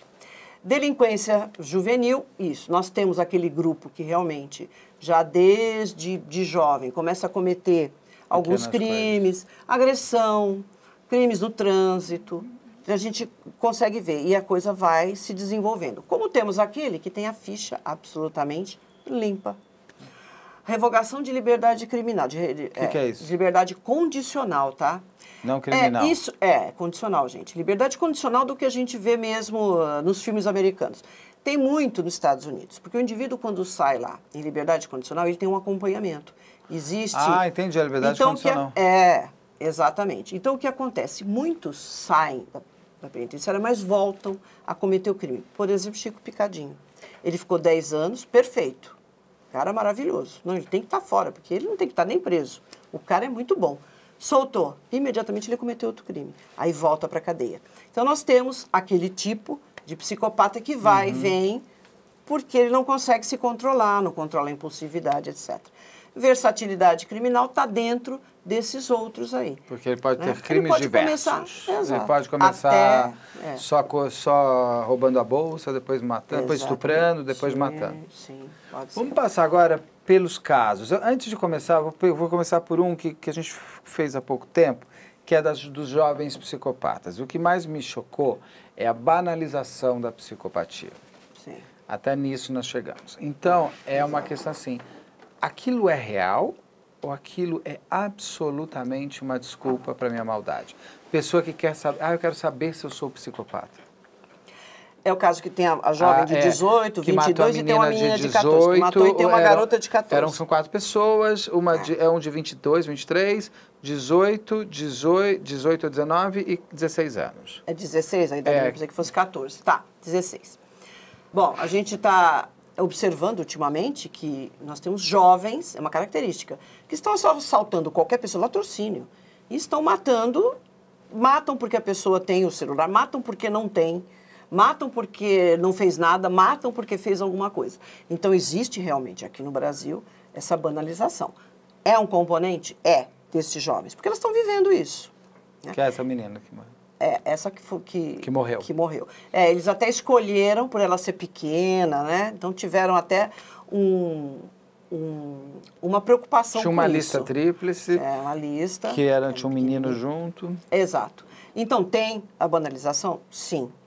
Mas nesse grupo, por exemplo, o que eu vejo que tem o potencial de ser realmente a psicopata aí é a garota de 16. A de 18 é boba. A Raíssa. Boba. Eu quero ver se eu sou psicopata. Então a outra falou assim, a gente mata uma pessoa. Foi a de 14. A gente mata uma pessoa. Vamos ver se você é capaz de fazer isso? Tá? Psicopatas se juntam? Não. Tem bando de psicopata? Não, né? Não. A gente sempre vê bando e as pessoas sempre perguntam para mim, mas ali no Laranja Mecânica eram 4, 5 caras. Eu falei, tá, presta atenção no filme, que você vai ver que tem um, que é o Malcolm McDowell, que é o maravilhoso. É ele. Ele mata até o amigo dele. O que ele faz com os outros, ele faz com o próprio grupo e os outros. Então é sempre assim, um é o psicopata e os outros querem ser. Essa aqui é a do meio, a Raíssa. Esse é o Jefferson que dirigia, aquela é a Freia, que é uma... Ou o Enzo, falaram, mas se ele é mulher, ele não é, ele usa os dois nomes, às vezes ele é Enzo, às vezes ele é Freia. Certo. Ele se escolhe... E a menina não aparece. E a menor não aparece. Então, o que nós temos, gente, é isso. Quando você vê um grupo, a não ser quando são crianças. Aí nós que eu te perguntar. Casos. Você falou que criança, quando vê que a criança é boi preto, reconhece boi preto. Vamos chamar assim. Exatamente. Se a criança reconhece, então é um grupinho de psicopata. Nós temos um caso que não é aqui no Brasil, que ficou muito famoso pela crueldade e tudo, que aconteceu no Reino Unido. Os ingleses, é o John Venable, na época eles tinham 10 anos, e o outro garoto, não me lembro o nome, gente, que eles mataram um menino de 3 anos. Então, os dois tinham características. Por quê? Porque, é claro, ele vê no outro que ele é legal, vamos fazer a coisa juntos. Então, você observa isso, né, quando coincide, porque psicopata não dá em árvore. Não é que assim, eu estou na escola, eu vou encontrar um psicopata ali. Não é, mas às vezes acontece. Como foi o caso do John Venable, que está preso, né, por crimes contra a criança, ele é um pedófilo. Tal. O indivíduo já está na adolescência, ele já sabe, ou muito jovem, ele já sabe o que ele é, e ele vai ter ao lado pessoas que ele possa manipular. Ele não vai querer um outro indivíduo como ele. Porque não dá certo. Um manipula o outro, tal, não vai dar certo. Psicopata tem orientação sexual ou ele também muda de lado de acordo com o interesse dele? Depende. Se ele acha que é importante para a máscara social, ele pode fazer isso. Ou até para chegar onde ele quer chegar. Ou chegar até onde ele quer chegar. Isso não tem problema para ele. Vamos começar então, Pedrinho Matador aqui. Qual é a característica forte dele? Bom, a crueldade, né? Esse é o principal. Ele é um indivíduo que gosta de falar, né, o que ele faz. Porque nós temos alguns que ficam na dele, né, não querem comentar tal. Ele não, é justamente o contrário.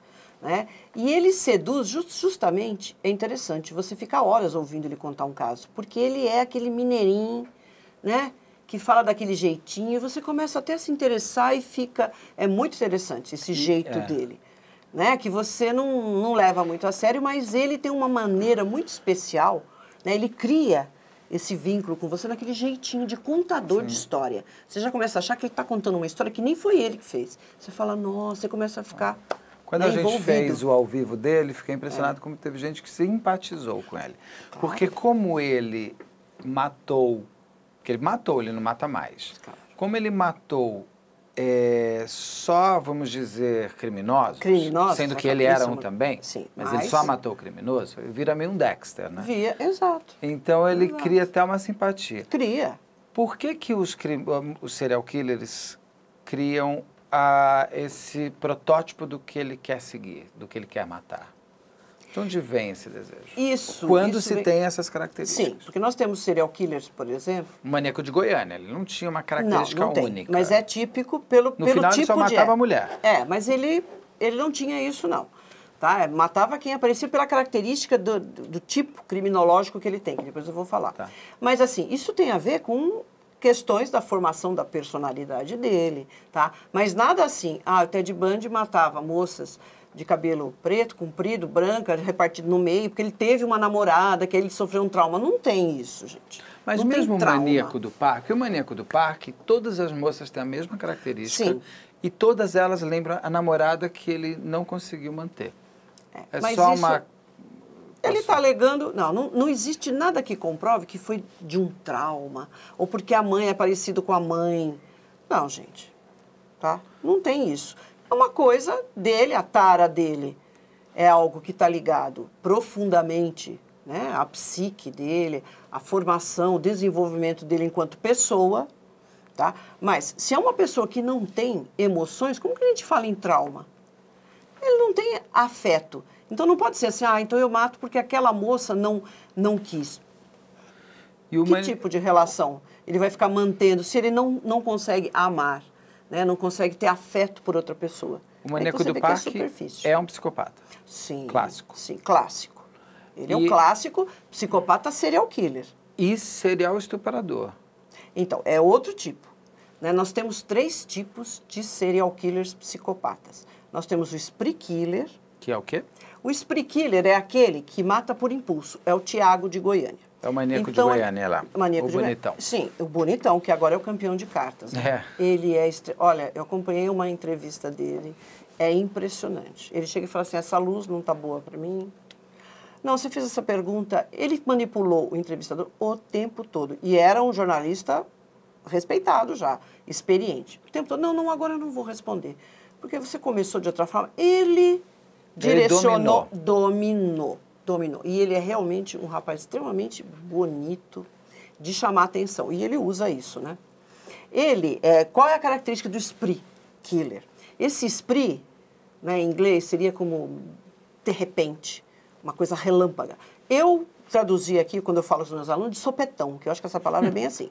Então, eu estou aqui conversando com vocês e falo assim, Beto, só um minutinho que eu vou ali, que eu preciso beber uma água, eu saio, mato a primeira pessoa que eu encontro, volto e continuo falando com você. Então, ele mata por impulso e a sensação de prazer que vem é justamente disso, de matar. O Tiago é característico disso. Então, ele saía, matava as pessoas no ponto de ônibus, não importa se é mulher ou homem, né? Mata, volta e continua a vida da mesma forma. Vem aquele impulso de querer matar, porque é muito gostoso, dá uma sensação, né, uma descarga de adrenalina, de dopamina, que dá uma sensação muito boa. Eu vou lá, mato, não tem aquela coisa específica. Esse é o spree killer. O característico aqui no Brasil é o Tiago.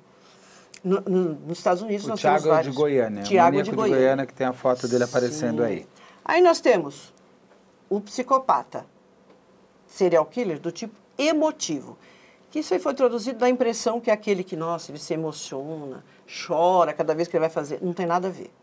O emotivo é porque ele curte muito cada momento. Então, desde o momento que ele fala assim, putz, eu vou matar.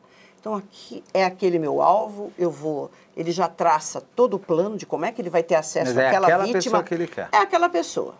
Escolheu, não tem nada sexual. Ele mata por diversão. Diversão. O prazer vem de como ele se diverte com isso. Tá? É sádico, em geral ele permanece com a vítima um bom tempo. Esses mais organizados, como fala o FBI... Permanece com a vítima presa, é isso? Presa, em cativeiro. Ele tortura, isso é característico dele. Meio Hannibal. Hannibal é do tipo emotivo. Hannibal Lecter. Não tem nada sexual. Então ele pode matar homens, mulheres, crianças. Quem despertou nele o desejo? Esse perfil que ele acha interessante, ele vai se divertir com aquela pessoa torturando. É sádico, né? E o tempo todo tortura até ele estar satisfeito. Aí ele mata. Sempre de forma cruel, tá? Mas não tem nada a ver com sexo. E nós temos o topo da escala, que é o psicopata serial killer do tipo assassino sexual. Que é o maníaco do parque. Topo. Sim, esse é o topo da pirâmide, ou então do índice da maldade. Porque envolve o sexo no meio. Toda vez que envolve sexo, é um agravante. E então, eles começam como serial estuprador? Porque o maníaco do parque primeiro só estuprava. Sim, ele pode começar assim. Até começar a matar. Sim. Então, ali ele mata por desejo. Só que tanto o desejo, o cara que mata por desejo, o psicopata que mata por desejo, ou o psicopata que mata por diversão, isso vem do poder que ele tem sobre a vítima, de vida ou morte. Eles todos relatam isso. Olha, eu me sinto Deus, porque eu faço o que eu quero com essa pessoa e eu tenho o poder de deixá-la viva ou morta. Por isso que esse assassino sexual, ele pode ser sádico e necrófilo. A necrofilia, a gente vê no serial killer, assassino sexual. O maníaco do parque e a gente vai falar de necrofilia, de estupro, ao longo dessa série. Que psicose é essa? Mas ele pode começar realmente como um estuprador em série, e aí ele ultrapassa aquela linha quando mata, fica pleno. E não volta mais. Não volta porque é a assinatura dele, né? Aquela satisfação emocional que ele tem. Ele não consegue mais voltar. Aquilo dá extremo prazer para ele. E no Silêncio dos Inocentes, no filme, a gente aprende que entre primeira morte e a segunda demora um tempo maior. Sim. Mas entre a segunda e a terceira é menor, entre a terceira e a quarta. Porque o prazer da morte e o medo vão diminuindo? O tempo? Não, medo nem existe. O medo de ser pego, o que eu quero dizer. Não, ele também não tem medo de ser pego. É claro que ele não quer. Vai tolher a minha liberdade. Não é que ele fala, sabe, eu não ligo. Mas medo de ser preso, não. Não tem medo, Beto. É interessantíssimo, não sente medo. Pode ser, mas uma das características desses, o spree killer é um tipo de matador que tem necessidade de matar. Os intervalos são muito curtos. Né? São curtos. Às vezes, em uma semana, ele mata 3, 4, 5 pessoas. Aí pula 2, 3 dias, ele volta a matar. Então, pode ver até a escala aí do Tiago, que ele já confessou 39 mortes. Embora a polícia tenha conseguido... 39. Bom, o serial killer propriamente dito, que a gente chama que é o emotivo ou assassino sexual, uma das características não é essa coisa assim, muito próxima. Ele pode passar um ano sem matar. Ele pode começar a matar 3, 4 vezes num mês. De repente, isso aí dá uma arrefecida. Ele leva a vida dele e tal. Por isso que dificulta também a investigação. Quando você entra e fala, pô, isso aqui parece um caso tal, de repente para. Né? Para, e a polícia fica, bom, e agora? Será que era? Será que não é a ação de um serial killer ou não? Tá? Tem isso, eles podem ficar 2, 3 anos, como eles podem passar uma fase como essa, mata, para. E aquela brincadeira de que todo mundo acha que é de gato e rato, que o serial killer quer ser pego e não quer ser pego, fica brincando com a polícia, nada disso não? Não, ser pego não, mas ele gosta, claro. Aí gosta vem de do narcisismo, exato, e o BTK é um deles. O BTK é um deles. Ele provocava a polícia o tempo todo, entrava em contato com a imprensa. Por quê? Porque ele nunca teve uma multa de trânsito. Então vamos passando aqui. O Vampiro de Niterói. Gente, Daí a gente vai entrar porque eu quero saber até das lembrancinhas que eles guardam também. Sim. O Vampiro de Niterói, ele é um serial killer Serial killer. que foi para manicômio judiciário no Rio. Exatamente. Porque um o psicopata, juiz entendeu? assim determinou como incapaz. Exatamente. Que seria o melhor Para ele? para a sociedade. Para a sociedade. Se a gente pensar que ele pode ficar lá Pra e não sempre. vai sair para sempre, sim. Nesse aspecto, sim. Ele está Tá? pedindo a soltura. Se ele Eu já sai, vi. ele volta a fazer o que ele fazia? Muito provavelmente. Esse tipo de matador, sim. Ele não está fazendo na cadeia porque não tem. Porque o interesse dele, ele é pedófilo, ele é um pedófilo, serial killer, psicopata do tipo assassino sexual. Necrófilo. É até porque o ele nome, tomava o vampiro. sangue. Tomava o sangue e mordia, arrancava pedaços da região do pescoço das crianças. E, assim, é interessante nesse aspecto porque ele sempre levou um troféu, que a gente chama de troféu souvenir. Que são as lembranças. Isso faz parte da assinatura. A assinatura, Neto, ela é inconsciente. O indivíduo não consegue controlar isso. Tá? Ele precisa torturar a vítima daquela maneira, ele precisa ferir a vítima daquele jeito, usando aquela forma, e matar a vítima daquela maneira para ele ter toda essa plenitude emocional que ele necessita. Ele não consegue fugir. E o souvenir, ou o troféu, dele. o troféu faz parte disso. Nem todos pegam, mas muitos deles sim. No caso dele era a bermuda, né, dos meninos. Porque quando ele descreve o que chamava a atenção das crianças, então eram crianças pobres, em geral de periferia, calor no Rio de Janeiro, a probabilidade de se encontrar um molequinho, o interesse dele eram meninos, de bermuda, sem camisa e de chinelinho no dedo, esse era o alvo dele, né? E ele acabava ficando com as bermudas. E ele fala sempre muito disso, da pele, né? Isso é muito característico do pedófilo. É o corpo infantil que atrai, né? Então, a característica de ser infantil mesmo, aquela dualidade, né, entre feminino e masculino, que não está definido, porque é o mesmo corpinho, né? Então, para ele, isso. É interessante porque ele tem esse souvenir. Né, que ele fala. Então, a assinatura de um serial killer, ela é feita pelo mais profundo inconsciente dele. Mais profundo inconsciente. E não porque ele pensou, vou deixar. Não, não, não. O modus operandi é racional e ele aprimora ao longo do tempo. É importante a gente estudar o modus operandi dele? Sim, mas a gente tem que ter consciência que ele pode mudar. Então, eu estou fazendo aqui um trabalho com o indivíduo e falo, pô, o modus operandi dele é entrar no condomínio como o indivíduo vestido da NET. É assim que ele entra nos condomínios, observa e vê a vítima e acha a vítima lá no meio.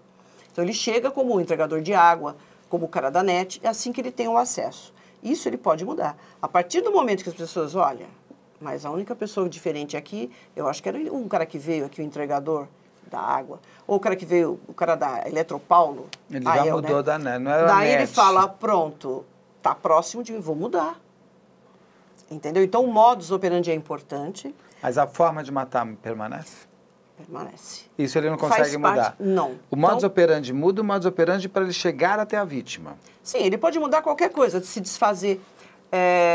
Que é tipo o serial killer Soroca, lá, que a gente pegou agora em Curitiba, que ele amarrava as pessoas com a mão e ele tinha uma mesma assinatura. Uma mesma assinatura. Então, nós vamos encontrar isso em todos. A forma como ele tortura a vítima, a forma como ele mata, né? E marcas como mordida, isso é muito comum, coisas que ele não consegue. Pintar as unhas da vítima, troféu pode ser cabelo, dar banho na vítima, depois de morta, posicionar um corpo, isso é assinatura. Fotografar um corpo, isso é assinatura. Porém, nós temos já serial killers, em especial nos Estados Unidos, que eles limpam toda a cena do crime. Em especial quando eles matam a vítima na própria casa dela. Então, o que eles fazem? Eles dão um banho na vítima, não põem a assinatura, é para tirar qualquer vestígio. Passa um aspirador na casa, tira o pó, limpa tudo, pega o saco do aspirador e leva embora. Porque eles já têm o conhecimento que a perícia trabalha com isso. Então, deixou de ser uma assinatura. Então, quando nós até observarmos, olha que coisa complicada, como a gente tem que estar com um olhar muito amplo. Né? Você não pode, sabe, fechar o ângulo, porque pode ser uma coisa totalmente diferente. Então, eu falo, poxa, a vítima ela foi lavada, dá para perceber. lavou, tá. Ah, isso é uma assinatura dele? Não. Pode ser o fato dele querer tirar qualquer tipo de vestígio dele naquela pessoa. Sim, é mais, na verdade, uma preocupação de não ser pego e não, De não ser deixar pego. uma assinatura de trabalho ali. Não. Agora, a assinatura é sempre inconsciente. Vamos supor que alguém esteja Que assistindo. o Soroca de Curitiba fazia isso, ele, além de tudo, levava computador e celular. Achavam que era uma assinatura. Não, é para que ele não chegasse nele, porque ele chegava até as vítimas através das redes sociais. Né? Exatamente. Então, precisa ter muito critério quando avaliar. Então, qualquer coisa que a gente vai oferecer, seja na perícia criminal, seja na avaliação do criminal profile, você tem que ter cuidado. Você tem que se cercar do maior número possível de informações. Por isso que o indivíduo é muito mais do que o crime que ele cometeu. Eu posso estar diante de um crime cruel, a facadas, coisas assim, e não tem relação nenhuma com psicopatia. Tá. Vamos pegar o Charles Manson, que acabou de aparecer aí, ele é um grande nome. Por que ele é um psicopata lá, Suzane, com o Richthofen? Não, porque sim, não. Ele usa... só que tem uma diferença, né? A Suzane tinha algo relacionado à família, que estava incomodando ela. Ele, muitos especialistas colocam ele na categoria do spree killer. Então, assim, ele está lá com a turma, né? Porque ele era meio, né, um guru daquele pessoal. Ele está lá e fala, olha, vocês vão lá agora em tal lugar e vai matar todo mundo que estiver lá. O pessoal saía, matava e tal. Depois, estava de boa, podia passar uma semana, 15 dias, olha, vocês agora vão fazer uma outra atividade, vocês vão em tal lugar, tal. Então, essa característica dele ser muito pontual, não, vai ali, depois você vai em outro lugar, entendem como sendo de um spree killer, tá? Mas nem teve tempo, porque, na verdade, foram 2 crimes, né? Era isso que eu falei, ele matou pouco, né? Para ser um spree killer, que foi pego antes. Chegaram nele, né? E porque pegaram uma pessoa muito famosa, né? A Sharon Tate, na época, era famosa e casada com Polanski, que era um grande diretor. É um grande diretor pedófilo. Né? Mas ele, o interessante do Charles Manson é a capacidade de manipulação que ele tem, né? Você sabe que até os 29 anos ele era analfabeto. Na cadeia ele aprendeu a ler e escrever. E um dado interessante, na cadeia, o período que ele ficou na cadeia, que ele não queria sair da cadeia. O período que ele ficou lá, ele ficou conhecido como um grande sodomita.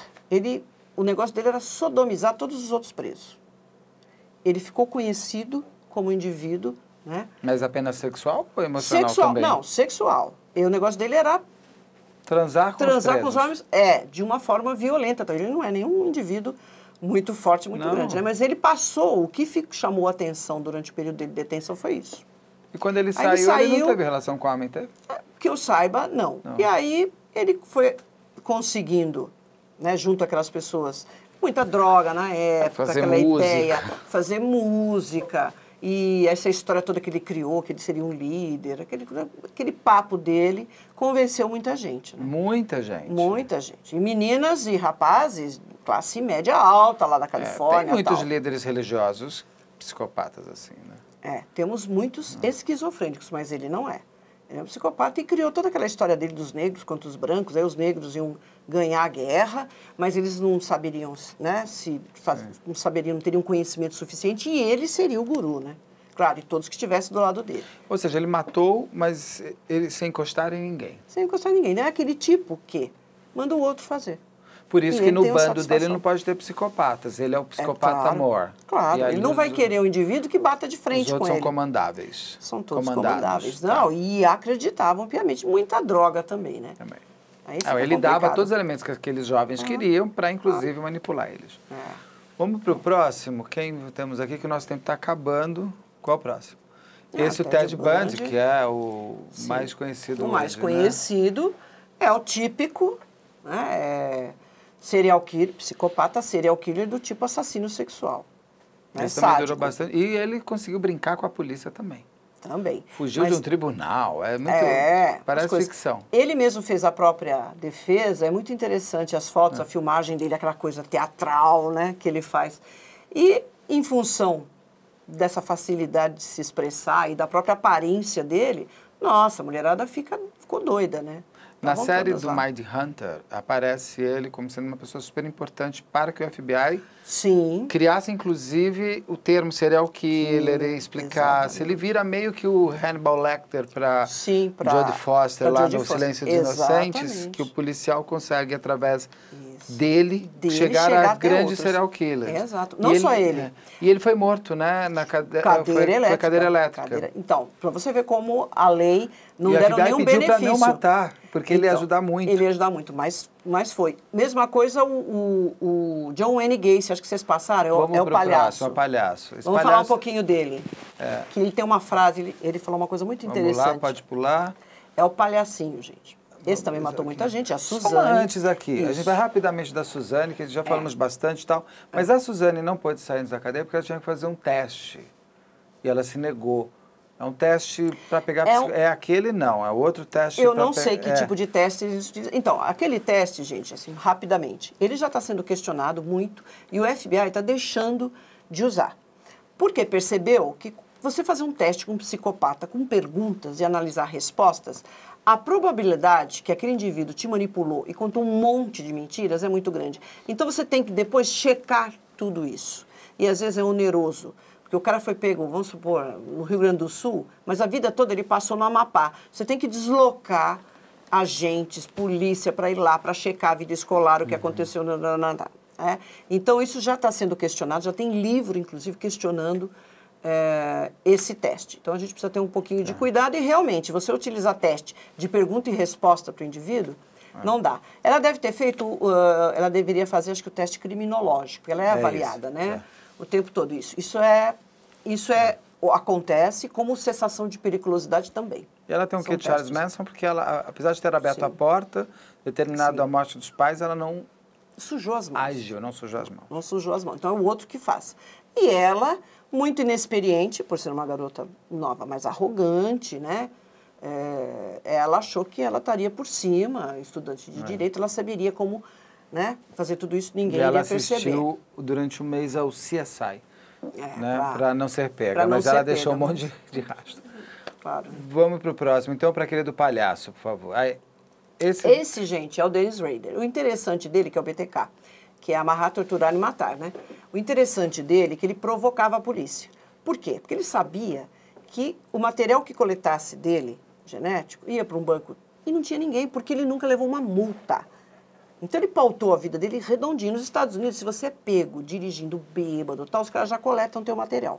Tchum, vai para um banco de dados. É um banco de dados de DNA. De DNA.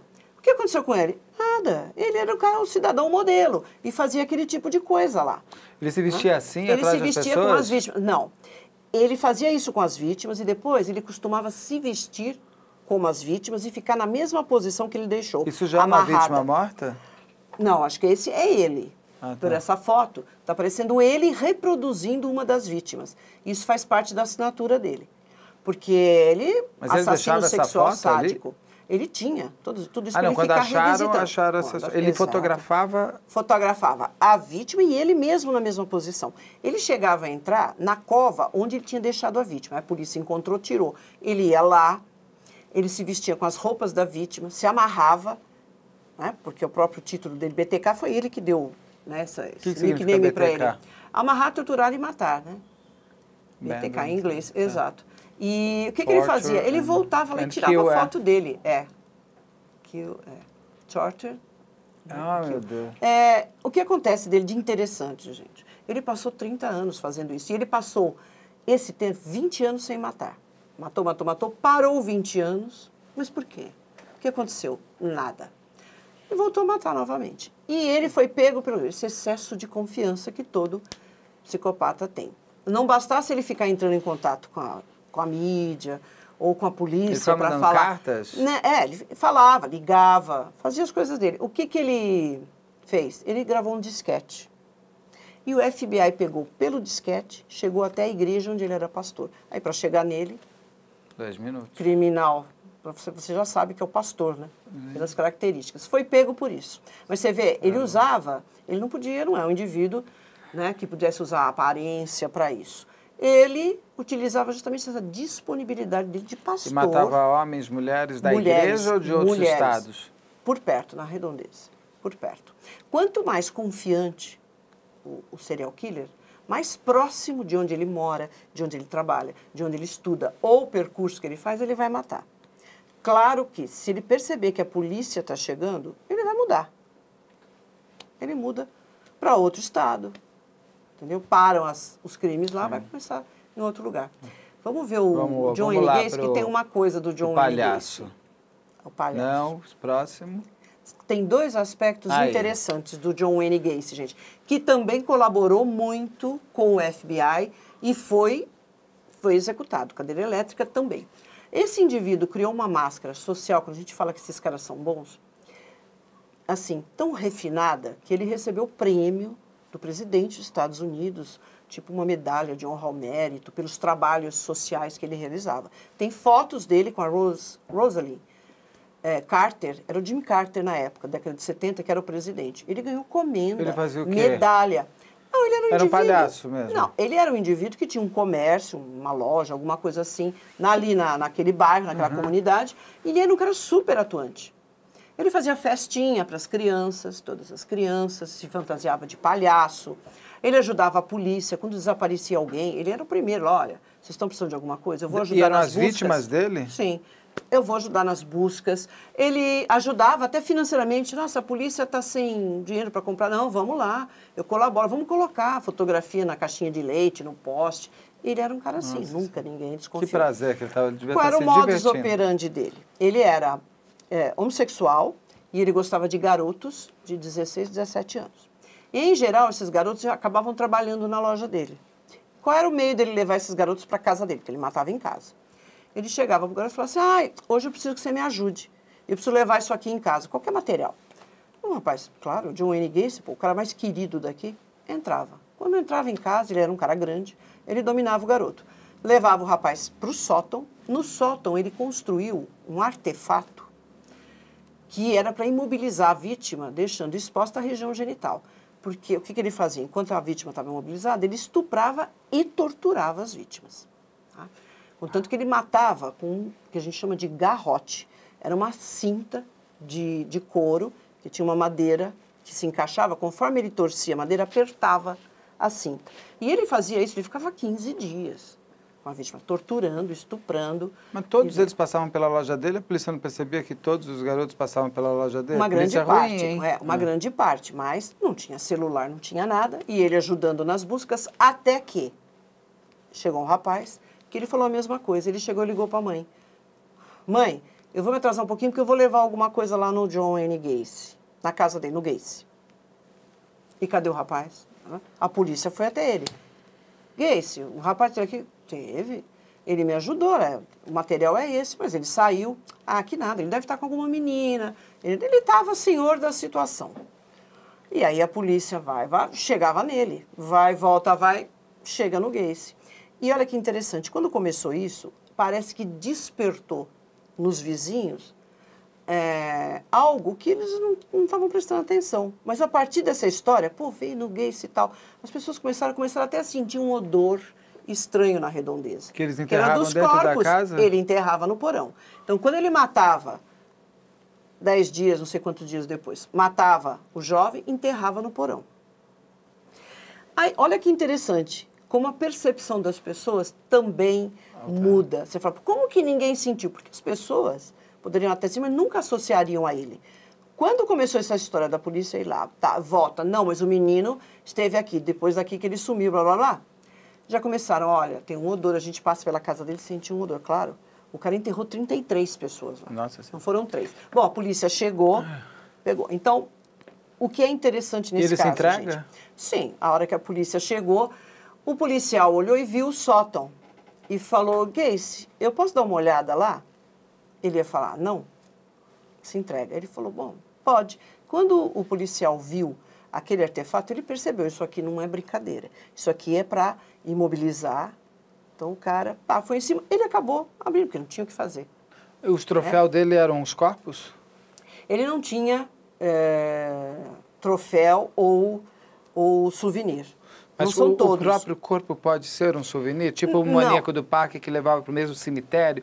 Ou o cemitério não é... O cemitério dele, né? Que ele criou no parque. Ele pode alterar, viu? Ele pode alterar. Porque esse tipo de criminoso, principalmente o emotivo, mas esse também, o modus operandi é assim, é um processo de planejamento, execução e desova. Ele sempre pensa na desova, porque ele vai ter que desovar aquele corpo. No caso dele, ele enterrava no porão, porque era fácil, estava ali mesmo, ele foi enterrando, 33. Tá? Esse é outro aspecto interessante dele. Então, o primeiro, dele passar desapercebido, receber até comenda, porque ninguém lá nos Estados Unidos, para você receber uma homenagem do presidente dos Estados Unidos, você tem que ser uma pessoa muito, assim, que tem um trabalho excepcional, social, esse tipo de coisa. Bom, quando ele já estava confessando, o pessoal falou, olha, nós encontramos 33, você matou 33 jovens. Ele falou, não, eu matei mais. Acho que eu matei uns 40 e tantos.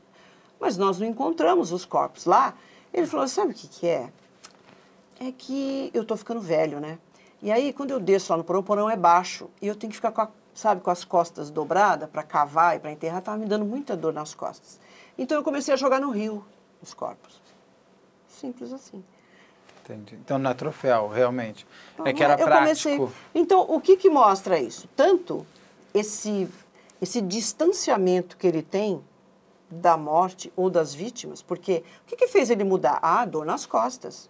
Não é assim, gente, eu tenho 33 almas no meu porão, não vou dormir à noite, o que eu fiz? Porque aquilo está o tempo todo lá. Cada vez que ele desce lá, poderia até ser isso. Isso não está explícito, mas ele poderia, por exemplo, nesse lance de necrofilia, já que ele era um assassino sexual, ele poderia descer e até deixar o corpo ali, poderia. Transar com o corpo morto. Poderia, exatamente, com o cadáver em decomposição, muito provavelmente. Mas assim, começou a dar dor nas costas, eu jogo no rio. É a mudança do modus operandi. É bem clássico. Esse palhaço aparece muito no American Horror Story. Em algumas temporadas eles usam. É muito interessante. Eu acho que o It também tem uma base dele. Tem uma coisa assim. Sim. Porque aqui, gente, ele está com uma aparência legal. Se vocês procurarem na internet, está cheio de foto dele, mesmo fantasiado de palhaço. Vocês vão observar o olhar do psicopata. Em algum momento, o psicopata tem esse olhar. Mostra o olhar. Mostra. É um olhar, como no esquizofrênico, que tem um olhar vazio, no psicopata é um olhar que te disseca. A sensação é essa. Ele fixa em você, te olha e você sente que ele está te dissecando. Tirando a tua alma. Tirando a tua alma. Sim, todos. Procurem aí na internet fotos de psicopatas conhecidos, serial killer, o jovem lá, o Tiago, e esses todos americanos que todo mundo conhece, né? Pode procurar. O It é escrito pelo Stephen King. Quase que eu falei um outro. Stephen King. Ótimo. Tem mais alguma... Nosso tempo está acabando, está maravilhoso. Sim. Talvez a gente tenha que fazer parte 2, psicopatas. Podemos. Tem alguma coisa que você queira me contar do psicopata que ainda não perguntei até agora? Olha, eu acho que é enfatizar que existe realmente uma certa dificuldade, né, até no meio mesmo acadêmico, de estruturar algo que fale, olha, com isso nós vamos chegar, podemos ter um diagnóstico clínico de um psicopata. Tá? Então, o teste de perguntas e respostas, a gente já viu que não funciona muito bem, porque ele é extremamente manipulador e mentiroso. Você tem que checar tudo que ele fala, né? E sempre, eu acho que é importante ressaltar aqui, gente, que todo psicodiagnóstico é complicado. Não só a psicopatia, todos. Então, sair por aí já falando, não, o cara é psicopata porque ele matou a mãe, ou ele não sei o quê porque matou a faca, a gente precisa ter cuidado com isso. A pessoa que é leiga, ela pode achar qualquer coisa. Ela não tem um comprometimento nem legal com aquilo. Então, eu posso achar. Quem trabalha com isso, por isso que às vezes a resposta que a gente dá não é tão satisfatória. Você fala, poxa, mas porque a gente só trabalha em cima de coisas reais, de ciência, de técnica, né? Então, por isso que o profissional que trabalha com isso, ele precisa tanto de informação e às vezes não chega e fala, olha, eu não tenho elementos suficientes para chegar nisso. Tá? Então, para quem é da área e quer entrar, você se prepare, porque todo o trabalho é detalhado, você tem que ir em busca dessas informações para entender. E é muito sério falar que uma pessoa é psicopata, né? Exato. E é muito sério você dizer que você é psicopata. É um diagnóstico, né? Você está selando o futuro daquela pessoa, né? Então, doutora, antes da gente encerrar, aqui estão suas mídias sociais. Sim. Aqui é a doutora Rosângela Monteiro, ela tem os cursos na elixcursos.com. Para quem quiser fazê-los também. É aberto a todo mundo, não só da área. Tá? Nós temos cursos lá mais específicos, mas ali tem cursos de psicopatologia forense e de cranial profiling, para o pessoal ter uma ideia do que é esse trabalho. Né? Segue a gente também no @MedialandPlay. Doutora, muito obrigado. Eu que agradeço. A gente se encontra daqui a pouco no próximo episódio, na próxima psicose. E até daqui a pouco também a gente se encontra numa próxima psicose. Obrigado.